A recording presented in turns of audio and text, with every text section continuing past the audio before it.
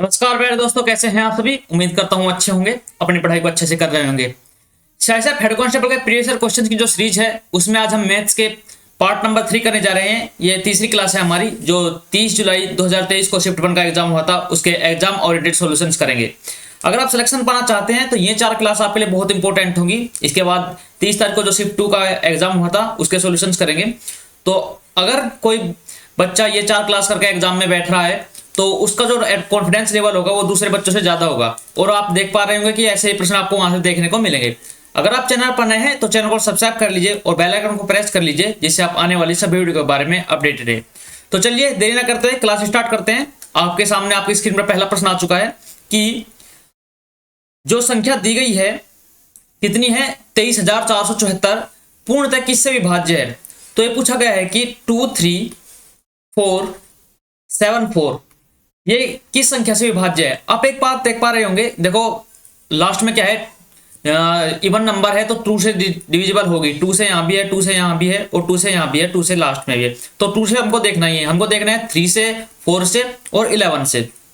अब आप एक बात देखिए कि जो 3 से डिविजिबिलिटी रूल होता है, संख्याओं का जो योग है, संख्याओं का योग क्या होना चाहिए, 3 से डिविजिबल होना चाहिए। 3 का रूल देखिए, देखो संख्याओं का योग कितना होगा, 7 और 4 11। ठीक है, इनका योग करो कितना होगा, 7 4 11, 4 15 और 3 18 और 2 20।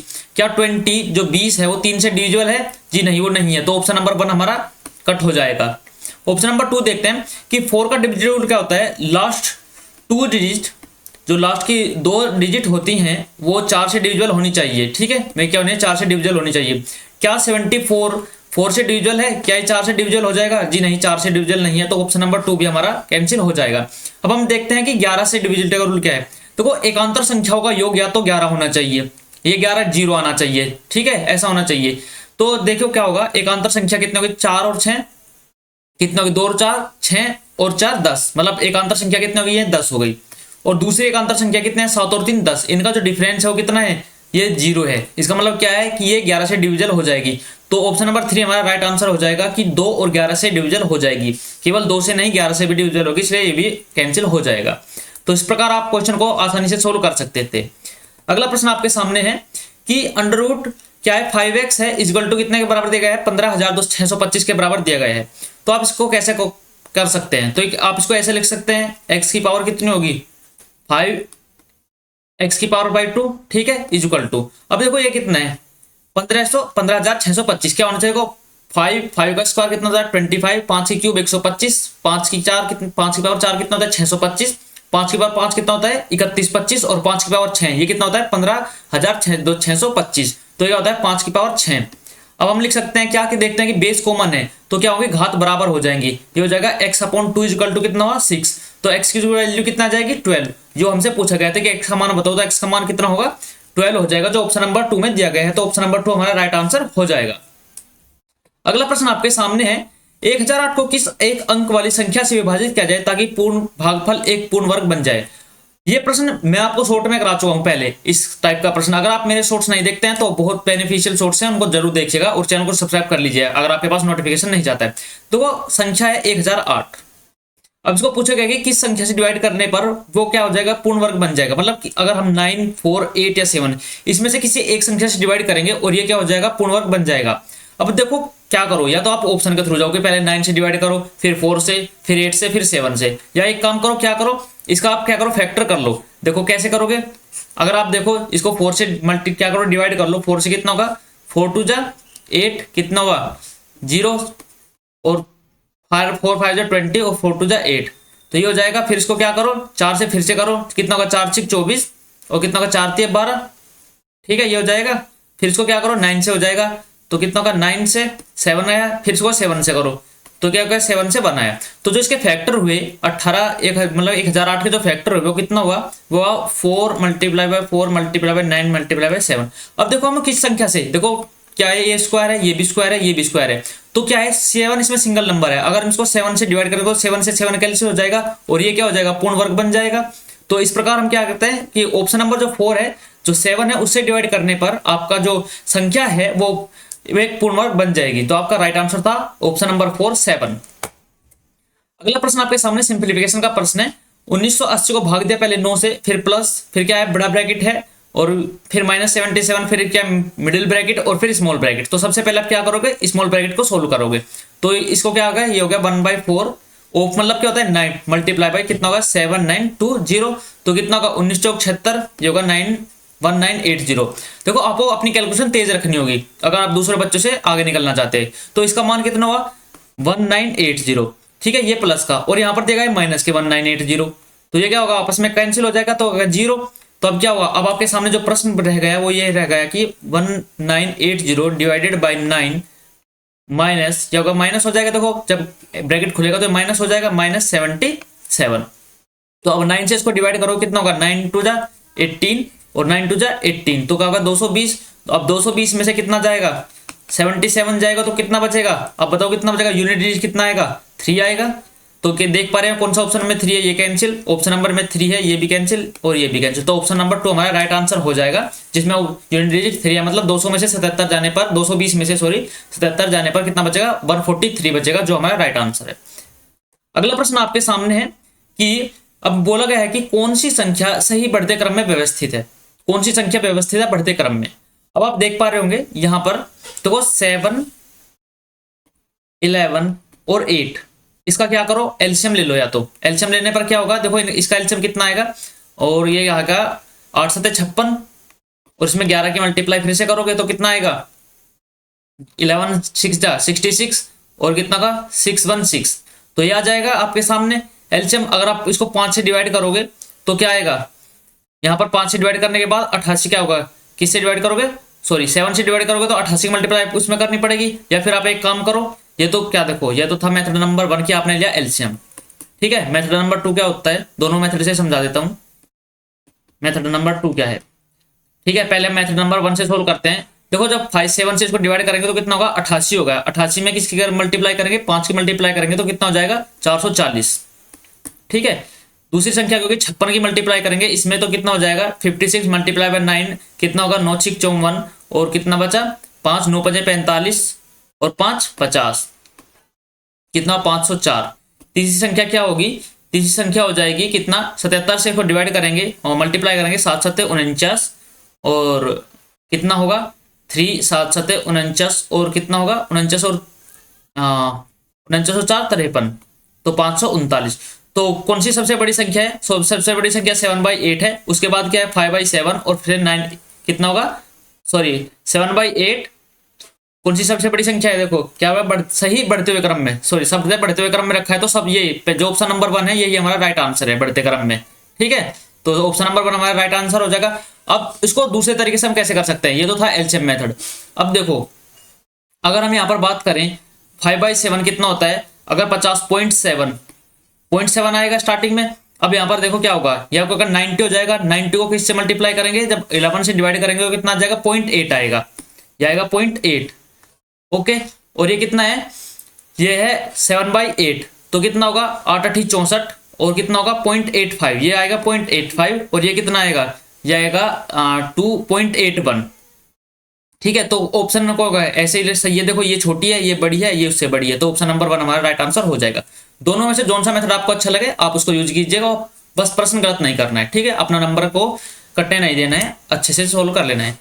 प्रथम 20 प्राकृत संख्याओं का योगफल क्या होगा, देखो 20 प्राकृत संख्याओं का योगफल क्या होता है, प्राकृत संख्याओं का जो योगफल होता है वो क्या होता है, वो होता है n × n + 1/2, ठीक है। ये प्रथम n प्राकृत संख्याओं का योगफल होता है। तो यहाँ n का मान कितना है 20 है, गुना में कितना होगा 21, और अपॉन में कितना होगा 2, तो 2 से काटेंगे 10 टाइम्स, तो कितना हो जाएगा 210।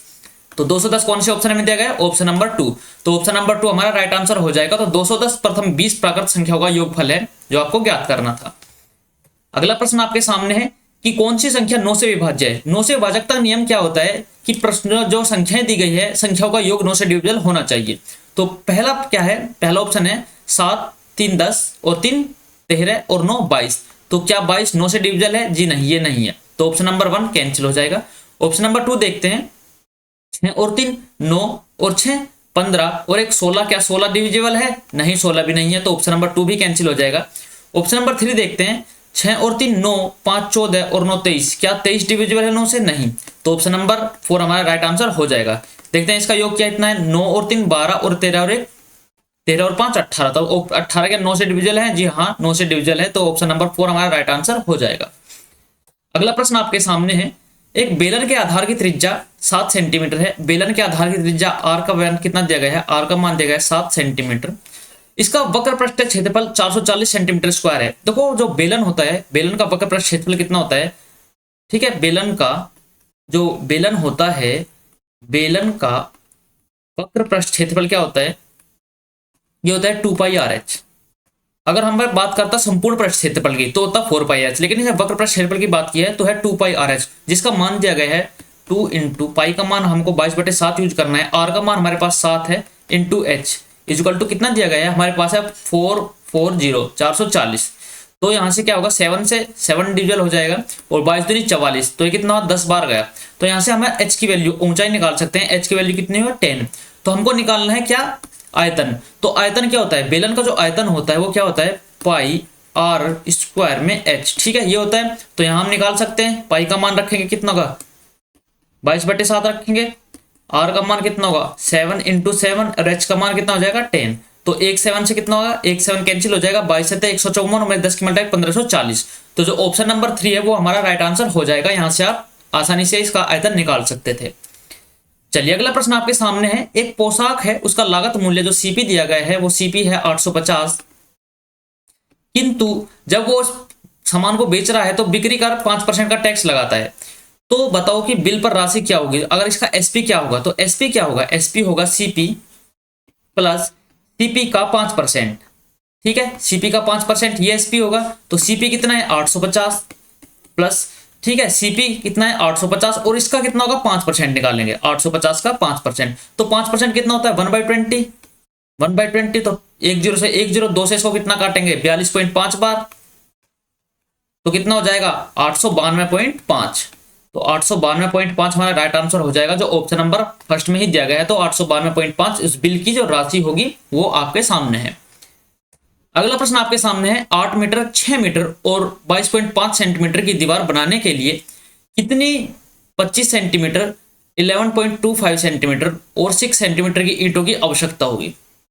देखो अब यहाँ पर क्या पूछा गया है, मतलब क्या है कि इन दोनों का जो आयतन है वो बराबर होगा, ठीक है, एलबीएच का मान दिया गया है यहाँ पर, एलबीएच घनाभ होगा जो, देखो कितना होगा 8 मल्टीप्लाई बाई 6 मल्टीप्लाई बाई कितना होगा 22.5 इक्वल टू, यहाँ पर क्या है कितनी किसकी संख्या, ईंटों की संख्या n होगा, n ईंटों की संख्या होगी मल्टीप्लाई बाई, माना n ईंट है उनका कितना होगा 25 मल्टीप्लाई बाई 11.25 और यहाँ पर मल्टीप्लाई बाई 6। अब देखो आपको पता होना चाहिए 1 मीटर में कितना होता है 100 सेंटीमीटर होता है, ठीक है। तो यहाँ आपको देखो क्या देगा, यहाँ मीटर दिया गया है, यहाँ मीटर दिया गया है, तो यहाँ पर कितना होगा 2 0 और लगेंगे, इसका मतलब कितना होगा ये 800 होगा, ये 600 होगा, ठीक है। यहाँ पर 22.5 है, ये सब सेंटीमीटर में चेंज हो जाएंगे।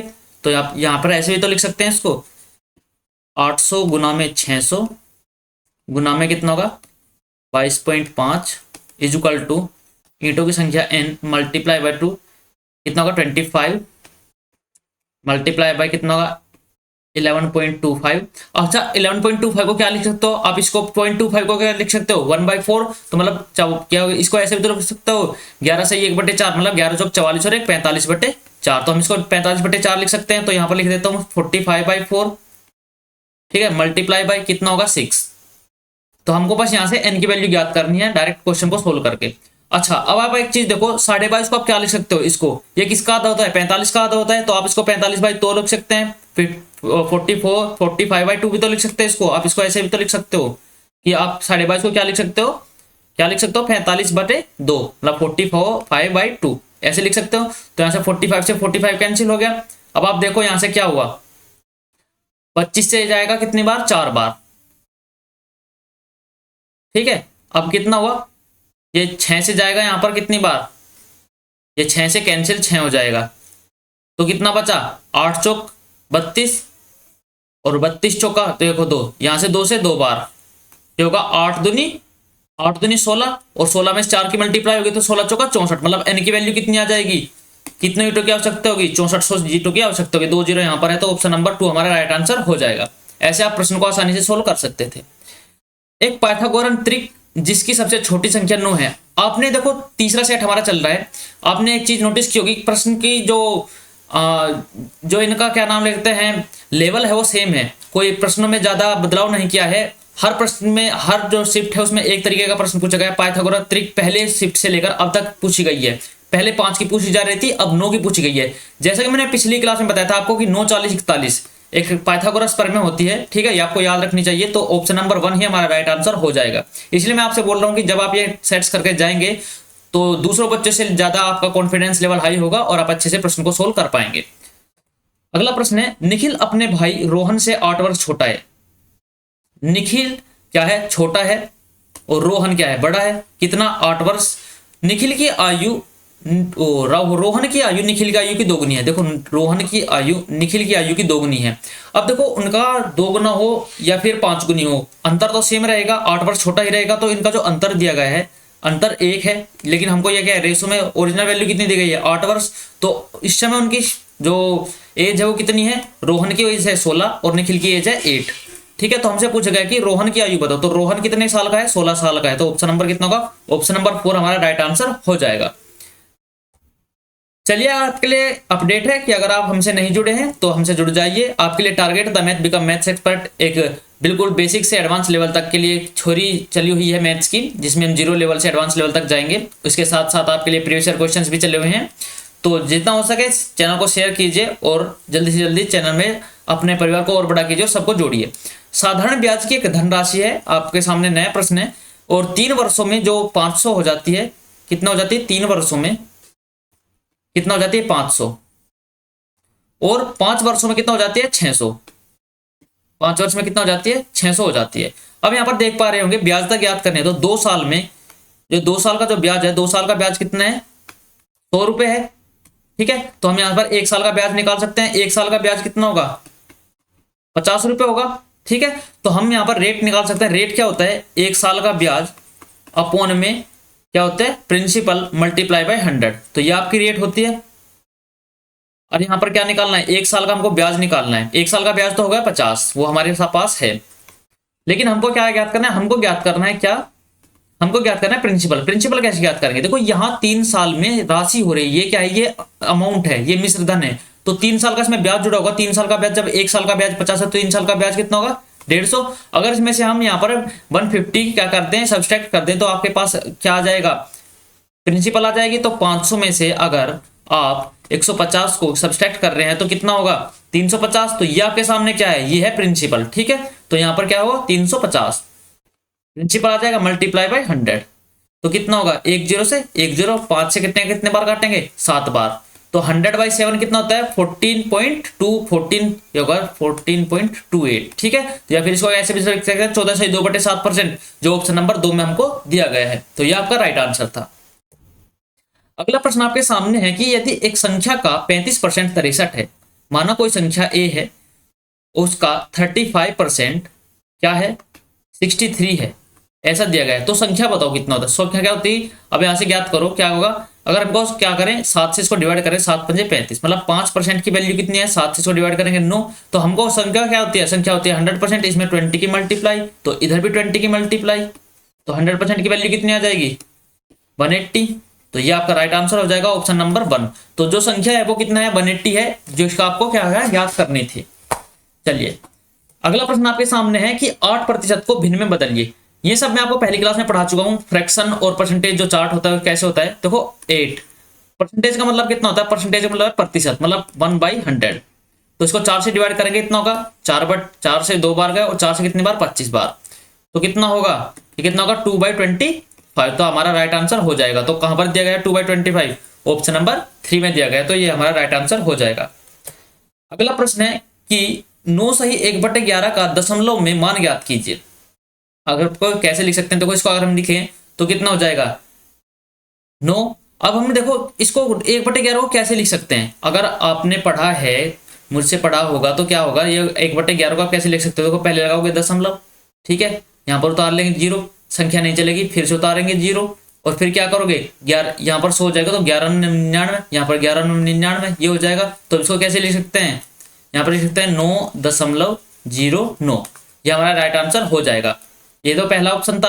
अब दूसरा तरीका क्या है, देखो 11 की 9 में मल्टीप्लाई, 11 9 99 और एक कितना होगा 100, तो होगा 100/9, तो कितना होगा 11 9 99 दशमलव, फिर वो डिवाइड करेंगे तो ऐसा ही आएगा। तो ऑप्शन नंबर कितना होगा, ऑप्शन नंबर जो 3 है हमारा राइट आंसर हो जाएगा।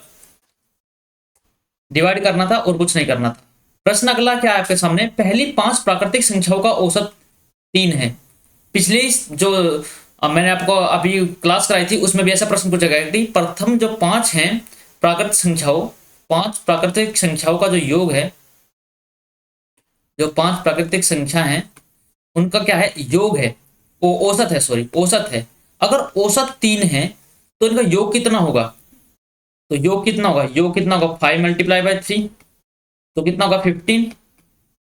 ठीक है, अब इसमें क्या बोला कि 2 और जोड़ दिया, तो 15 में कितना जोड़ा, 2 और जोड़ दिया, तो नया औसत बताओ। देखो पहले कितनी संख्या थी, पहले थी 5, अब इसमें 2 और जोड़ दिया तो अब कितनी संख्या होगी 6। ठीक है, तो 6 से इसको डिवाइड कर देंगे, होगा 17/6, तो कितना होगा 6 दूनी 12 और कितना बचा 5 8, तो कितना होगा 50 दशमलव लगाएंगे, 50 6 8 48 2.8, तो option number 2 cancel, 3 cancel, 4 cancel, तो 2.83 ऑप्शन नंबर 1 हमारा राइट आंसर हो जाएगा।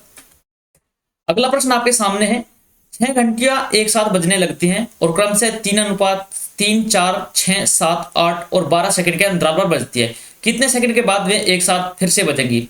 अगर आप मेरे साथ पहले सेट से जुड़े हैं तो आप इस क्वेश्चन को चुटकियों में कर देंगे। ऐसे कैसे, हमको पता है कि 3 4 6 7 8 और 12, हमको क्या लेना है, इनका लेना है एलसीएम, इन सबका क्या लेना है, एलसीएम लेना है।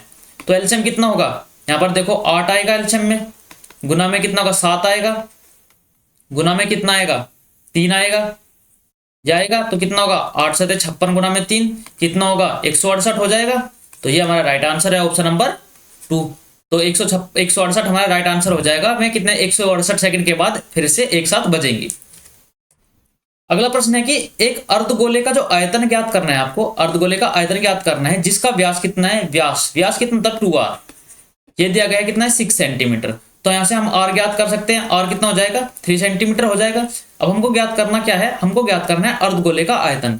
अर्धगोले का जो आयतन होता है, जो हेमिस्फेयर होता है उसका आयतन कितना होता है, अर्धगोले का आयतन क्या होता है, अर्धगोले का आयतन होता है 2/3 पाई r³ ये होता है। तो यहां से आप ज्ञात कर सकते हैं 2/3 पाई का मान कितना है, कितना होगा 22/7 यहाँ पर। लेकिन आपको क्या है, यहाँ पर पाई का यूज करना है। देखो हर जगह पाई दिया गया तो आपको 22/7 का यूज ही नहीं करना है। यहाँ पर आपके सॉल्यूशन क्या कहते हैं, मल्टीप्लाई की, देखो आपके पास यहाँ पर क्या है, कितना आसान कर दिया गया कि पाई का तो यूज ही मत करो, तो यहाँ पर पाई को ऐसे ही लिखो। यहाँ पर क्या है r³, तो r कितने हैं, देखो r कितना है 27, 3 है ना, तो r³ कितना होगा, या r³ होगा 3 गुना में 3 गुना में 3 ये हो जाएगा। तो 1 3 से 1 3 कट जाएगा तो कितना होगा 3 3 9 9 दूनी 18, तो कितना होगा 18 पाई। 18 पाई कहां पर है, ऑप्शन नंबर 3 में है, तो ये हमारा राइट आंसर हो जाएगा। अगला प्रश्न आपके सामने है कि 4 सेंटीमीटर त्रिज्या वाले एक गोले को पिघलाकर 2 सेंटीमीटर त्रिज्या वाले छोटे गोले बनाए गए, तो ऐसे कितने गोले बनेंगे। देखो ये प्रश्न अभी 2023 में बहुत ज्यादा ट्रेंड में है, CGL हो, CHSL हो या CP हो, ठीक है, सब में ये प्रश्न पूछा गया। अब RPF में, CISET में भी ये प्रश्न पूछा गया है। तो आप देख पा रहे होंगे कि लेवल कितना अच्छा है एग्जाम का। तो 4 सेंटीमीटर त्रिज्या के एक गोले को पिघला करो। देखो गोले का आयतन कितना होता है, अभी आपने पीछे प्रश्न पढ़ा है, गोले का आयतन कितना होता है। अर्धगोले का आयतन कितना था, गोले का आयतन, ठीक है, अर्धगोले का आयतन था 2/3 पाई r³। यहाँ पर गोले का आयतन कितना होगा 4/3, ठीक है, पाई r में क्यूब। अब यहाँ पर बोला है क्या है कि छोटे गोले पिघलाए गए हैं 2 सेंटीमीटर त्रिज्या के। यहाँ पर देखो और कितने गोले बनाए जाएंगे, तो ये देखो इनका जो आयतन है, जो बड़े का आयतन होगा वो छोटे के बराबर होगा, लेकिन उसमें हमको ज्ञात करना होगा कितने गोले बनाए गए हैं। तो क्या होगा, देखो 4/3 पाई r यहाँ पर कितना है, इसका तो r है 4, तो 4 की क्यूब करेंगे 4 × 4 × 4, ठीक है, इक्वल टू किसके बराबर होगा, कितने छोटे गोले बनाए जाएंगे। तो गोलों की संख्या होगी n × त्रिज्या कितनी है 2 सेंटीमीटर त्रिज्या, तो कितना होगा 4/3 पाई r³, तो 2 गुना 2 गुना 2 ये हो जाएगा। तो 4/3 पाई से कितना हो जाएगा, ये 4/3 पाई कैंसिल हो जाएगा। यहां से आप ज्ञात कर सकते हैं किसकी वैल्यू, यहां से आप आराम से ज्ञात कर सकते हैं। हमको ज्ञात करना है किसकी, n की वैल्यू। तो 2 दूनी 4 दूनी 8, 8 दूनी 16, तो 4 चौक 16, तो होगा 2 बार। तो n की वैल्यू कितना आ जाएगा यहाँ से, n की वैल्यू आएगा 4 मल्टीप्लाई बाई 2 इक्वल टू कितना हुआ 8। तो n की वैल्यू कितनी आ जाएगी 8, जो हमारा राइट आंसर हो जाएगा। ऐसे कितने गोले, 8 गोले बनाए जा सकते हैं। अगला प्रश्न आपके सामने है, यदि 24 व्यक्ति 8 घंटे प्रतिदिन कार्य करके एक कार्य को 18 दिन में पूरा कर सकते हैं, तो 36 व्यक्ति 12 घंटे प्रतिदिन कार्य करके उस कार्य को कितने दिन में खत्म करेंगे। अब देखो आपके सामने एक फॉर्मूला होता है, जैसे मैं आप पहली क्लास में बताया था, M1D1 H1 upon W1 is equal to M2 D2 S2 upon W2। ये क्या होता है, M1 कितना होता है, कितने आदमी है, D क्या होता है दिन, और H होता है आवर, और W होता है वर्क। ठीक है, तो यहाँ पर आप क्या करेंगे, देखो 24 व्यक्ति हैं, कितने 24 व्यक्ति गुना में कितने दिन, 8 घंटे प्रतिदिन कार्य कर रहे हैं और 18 दिनों में काम पूरा कर रहे हैं। तो उसी काम को इज इक्वल टू, देखो काम तो बराबर है तो अपोन में बनाएगा, उसको लिखने की आवश्यकता नहीं है। कितने व्यक्ति हैं, 36 व्यक्ति हैं, कितने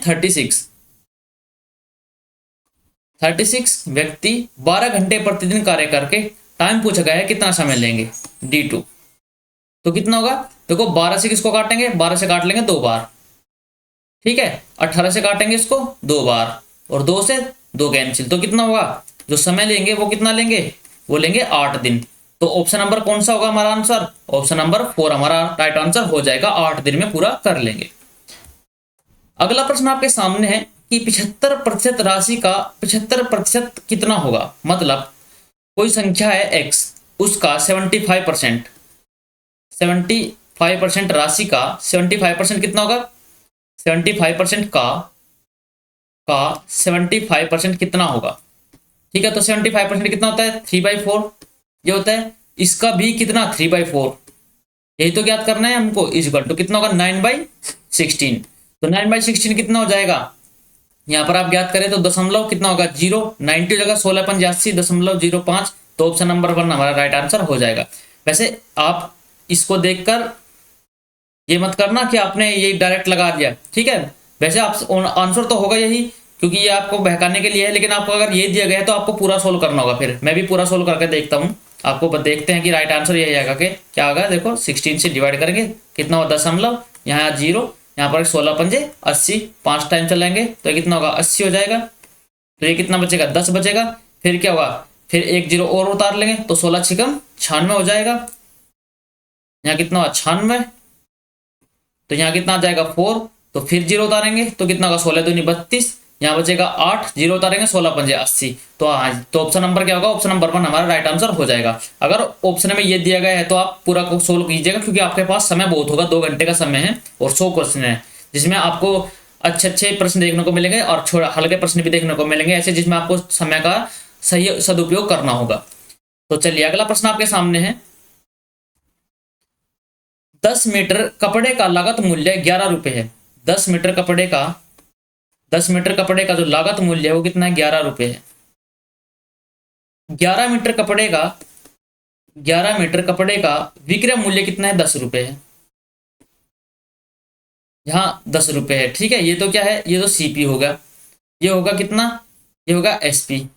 लेकिन आपको यहाँ पर डायरेक्ट नहीं करना कि आप कभी सोचो कि एक कितना है एसपी कम हो रहा, हानि हो रही है, ऐसे नहीं।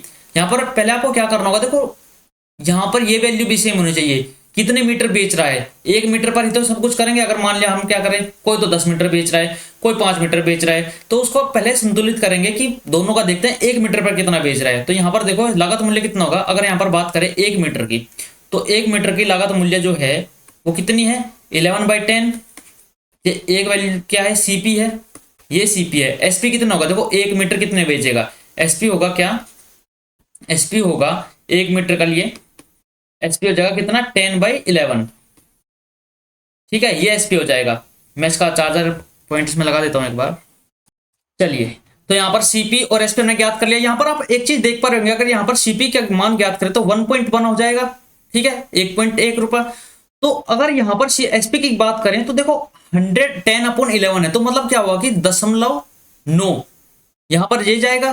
तो आप देख पा रहे होगे कि एसपी कम है और सीपी ज्यादा है, इसका मतलब क्या है, इसका मतलब है हानि। अगर सीपी ज्यादा है एसपी कम है तो हानि होगी। तो हम यहाँ पर हानि कैसे निकालते हैं, जो हानि प्रतिशत है वो कैसे निकालते हैं, जो हानि प्रतिशत है जो लॉस का प्रतिशत है वो कैसे निकालते हैं, वो निकालते हैं सीपी माइनस एसपी अपॉन में सीपी, क्योंकि हम जो लॉस और प्रॉफिट जो कलेक्ट करते हैं किस पर करते हैं, सीपी मल्टीप्लाई बाई 100। तो ये क्या है, लॉस परसेंटेज है, तो यहां पर हम ज्ञात कर सकते हैं। तो क्या लिखो, देखो ये लिखो कि 11, ये क्या होगा, सीपी कितना है 11/10 माइनस, ठीक है, ये कितना है एसपी कितना है 10/11 अपॉन में कितना होगा, सीपी कितना है 11/10 और मल्टीप्लाई में आएगा 100।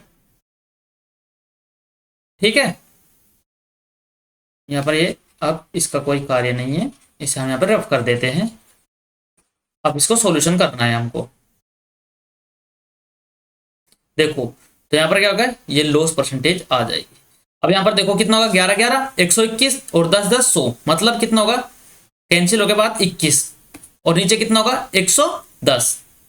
ठीक है, ये होगा 110 और अपॉन में कितना होगा, फिर कितना होगा 11 और इसके ऊपर क्या जाएगा, जो 11 है यहाँ पर कितना है 11/10, तो मतलब इन दोनों की आपस में मल्टीप्लाई और इसके यहाँ पर मल्टीप्लाई और मल्टीप्लाई में है 100। तो हम यहाँ पर कर सकते हैं डायरेक्ट इसको। ठीक है, तो इसको कैसे कर सकते हैं, चलिए यहाँ पर करते हैं। अगर इसको कैसे कर सकते हैं, यहाँ पर लिख सकते हैं इसको 200 कितना हो जाएगा 210 अपॉन में 110 गुना 11 और गुना में 100। तो एक जीरो से यहाँ पर एक जीरो कैंसिल हो जाएगी। ठीक है, आपको घबराना नहीं है, मैं आपको समझा रहा हूं, जब खुद करोगे तो सेकंड में उड़ा दोगे। तो ये कितना हुआ, ये हुआ 21/121 और 2 जीरो ऊपर लगा दो। ठीक है, तो ये कितना होगा 2100/121। तो अब यहां पर देख पा रहे होंगे 121 अगर 2 बार करेंगे तो कितना हो जाएगा, कितना हो जाएगा 12 दूनी 24 242 हो जाएगा, लेकिन हमको 2100 पर ज्ञात करना है। तो यहाँ पर डिवाइड करो इसको डायरेक्ट, तो यहाँ पर क्या करो, देखो ऐसे डिवाइड कर लो 121 से 121। ठीक है, तो ये कितना हुआ, ये हुआ 9 और ये कितना हुआ 7, तो 79 और लगा लो 0। ओके, तो अब कितना हुआ, अब यहाँ पर देखो क्या यहाँ पर 2 गुना चलेगी, 2 गुना से तो ज्यादा चलेगी, तो 7 टाइम्स चले जाएगा, मतलब 17 जाएगा। 17 में कौन सा ऑप्शन है, ये लाभ है, हमको तो हानि ज्ञात करनी है, लाभ तो यहीं पर कैंसिल हो गया, लाभ यहाँ पर है ये भी कैंसिल, और देखो 17 पर जाएगी तो ये तो कैंसिल हो जाएगा। ऑप्शन नंबर कौन सा बचा, ऑप्शन नंबर 2 बचा, तो यही हमारे पास राइट आंसर हो जाएगा। ये सब आपको समझाने के लिए था, जब आप खुद करोगे तो आप बहुत सी ऐसी लाइन है जो अपने आप क्या करोगे, दिमाग में इसको सोल्व करोगे तो आप उन्हें नहीं लिखोगे, तो आपको 2-3 लाइन में आंसर आराम से आंसर मिल जाएगा। ठीक है, तो चलिए अगला प्रश्न आपके सामने है, किसी त्रिभुज की भुजाओं के लंबसम द्विभाजक जिस बिंदु पर मिलते हैं वह त्रिभुज क्या कहलाता है। देखो ये क्या है, किसी त्रिभुज के लंबसम द्विभाजक, किसी भी त्रिभुज के लंबसम द्विभाजक जिस बिंदु पर मिलते हैं, ठीक है, जो ये होता है इसको कहते हैं हम ऑर्थोसेंटर, मतलब ये होता है परिकेंद्र। तो ऑप्शन नंबर 1 हमारा क्या हो जाएगा, राइट आंसर हो जाएगा। आपको ये परिभाषा याद करनी होंगी, अगर आपने याद नहीं की है तो आप कोई भी किताब देख सकते हैं या फिर मैं आपको इन परिभाषाओं को लिखवा दूंगा। ठीक है, एक वीडियो बना दूंगा इन पर, अच्छे अच्छे जो भी जैसे वर्ग पर, अब पिछले क्लास में पूछा गया था समांतर चतुर्भुज पर, तो इन सब को मैं क्या करूंगा कंबाइन करके एक क्लास बनाता हूं आपके लिए, एक शॉर्ट बनाता हूं। ठीक है, शॉर्ट बनाता हूं, उसमें आपके लिए एक मिनट के अंदर सब कुछ 4-5 जो जितनी भी आपके लिए परिभाषाएं हैं सब कुछ लिखवा दूंगा और वहीं से आपको प्रश्न देखने को मिल जाएगा। तो चलिए अगला प्रश्न आपके सामने है, टाइम एंड वर्क पर आधारित है। 2 पुरुष और 7 महिलाएं एक काम को 28 दिन में पूरा कर रही हैं। कौन कौन का है, 2 पुरुष, ठीक है, 2 मैन और 7 वुमेन मिलकर एक काम को 28 दिन में पूरा कर रहे हैं, जबकि 6 पुरुष और 16 महिलाएं, क्या बोला कि 6 पुरुष और 16 महिलाएं उसी काम को कितने दिन में पूरा कर रहे हैं, 11 दिन में पूरा कर रहे हैं। तो 5 पुरुष और 4 महिलाएं एक साथ काम करते हुए कितने दिन में पूरा करेंगे। ठीक है, काम एक ही है, तो चलो यहां पर सोल्व कर लेते हैं। देखो कट तो कुछ नहीं रहा नहीं आपस में, तो 28 दूनी कितना होगा 56, ये कितना होगा 56 मैन प्लस, अब देखो 28 को 7 की डायरेक्ट मल्टीप्लाई मत करो, इसको मतलब ऐसे ही लिख लो 28 multiply by 7 women is equal to, क्योंकि हमको निकालनी है एफिशिएंसी। तो यहाँ पर कितना होगा 11 6 को 66 मैन प्लस 16 गुना में 11 वुमेन, यहाँ पर वुमेन है। ठीक है, यहां पर आएगी वुमेन। अब देखो यहां से देखो ये इधर आएगा ये इधर जाएगा, तो कितना होगा 10 man 10 man is equal to कितना हुआ, ये होगा ये इधर आएगा, देखो ये हो जाएगा 28 इंटू 7 वुमेन माइनस 16 गुना में 11 वुमेन, ठीक है, या फिर वुमेन यहाँ पे लिख लो, कोई फर्क नहीं पड़ता। तो यहाँ पर आप देख पा रहे होंगे, यहाँ पर 16, यहाँ पर कितना है 28 में 7, यहाँ पर 4। अगर हम यहाँ पे 4 कॉमन ले लें तो कितना हो जाएगा, 7 गुना में 7 49 वुमेन, माइनस यहाँ से 4 कॉमन लेने पर कितना होगा 4, तो 4 चौक कितना होगा 11 चौक 44 वुमेन, ठीक है। तो ये कितना होगा, इनका अंतर कितना होगा 5 वुमेन, मतलब 4 गुना में 5 वुमेन हो जाएगा। तो कितना हुआ 10 मैन इज इक्वल टू कितना हुआ 20 वुमेन। तो मैन और वेमेन की जो एफिशिएंसी आई, मैन और वुमेन की जो एफिशिएंसी आई वो कितनी आई 2:1 आ गई। तो मैन कितना है 2 और वुमेन की एफिशिएंसी कितनी है 1। तो हम टोटल वर्क यहाँ से निकाल सकते हैं, यहाँ रख लेते हैं तो यहाँ से टोटल वर्क निकाल सकते हैं। तो 2 कितना होगा, अगर यहाँ पर हम 2 रखेंगे 2 गुना में 2 कितना होगा 4 और 7 कितना होगा 11, तो 11 गुना में 28। तो ये क्या आ गया, ये हमारा टोटल वर्क आ गया।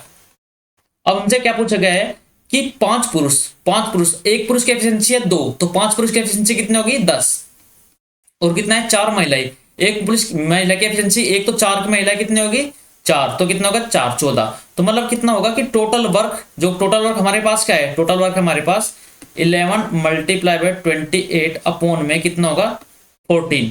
तो ये हमारे पास है। तो हमसे पूछा गया है कि कितना बार टोटल बताओ कितना करेंगे। तो टोटल वर्क को 14 से आप डिवाइड करेंगे तो 2 टाइम्स का, तो 11 2 कितना होगा 22। तो मतलब कितने दिनों में पूरा करेंगे 22 दिनों में। तो ऑप्शन नंबर क्या है, ऑप्शन नंबर 3 हमारा राइट आंसर हो जाएगा। तो यहां आपके 25 क्वेश्चंस कंप्लीट होते हैं। उम्मीद करता हूं आपको क्लास अच्छी लगी होगी और आपने एक बेहतर कुछ नया सीखा होगा आज। अगर आपको क्लास अच्छी लगी है तो प्लीज चैनल को सब्सक्राइब कर लीजिए और वीडियो को लाइक कीजिए। एटलीस्ट आपके 10 फ्रेंड्स या आपके सर्कल में जितने भी दोस्त हैं जो सरकारी नौकरी की तैयारी कर रहे हैं, तो उनको बताइए कि आपके लिए एक सबसे अच्छा प्लेटफॉर्म है क्विक ट्रिक्स बाय सागर भारद्वाज, जहां आप हमसे जुड़ सकते हैं। अपनी जो भी मन की बात है या फिर आपको जो भी चैप्टर चाहिए कि आपको इस पर क्लास चाहिए, आप बता सकते हैं, हम उस पर चैप्टर क्लास बना देंगे। तो जल्दी मिलते हैं अगले वीडियो में, तब तक के लिए take care, bye bye, love you, जय हिंद, जय भारत, जय मां सरस्वती।